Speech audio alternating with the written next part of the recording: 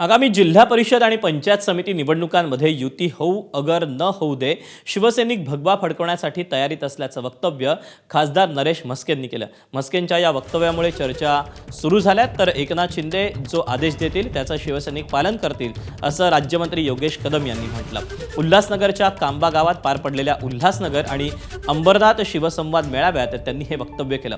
यावेळी आगामी स्थानिक स्वराज्य संस्थांच्या निवडणुकांच्या पार्श्वभूमीवर तळागाळापर्यंत पोहोचून पक्षाची बांधणी कशा पद्धतीनं करावी, सोशल मीडियाचा प्रभावी वापर कसा करावा आणि संघटन अधिक मजबूत कसं करावं, याबाबत शिवसैनिकांना मार्गदर्शन करण्यात आलं.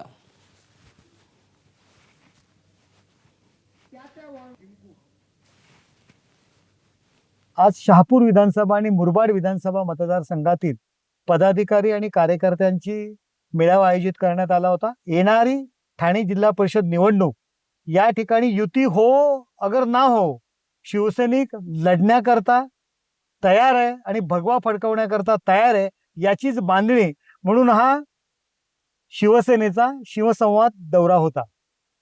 माननीय एकनाथ शिंदे साहेबांच्या नेतृत्वाखाली शिवसेना आज अतिशय यशस्वीरित्या महाराष्ट्रामध्ये वाटचाल करत असताना येणाऱ्या अवघातल्या सगळ्या निवडणुका असू द्यात किंवा संघटनाचं बांधणी असू द्यात, या अनुषंगाने हे सगळे दौरे आहेत.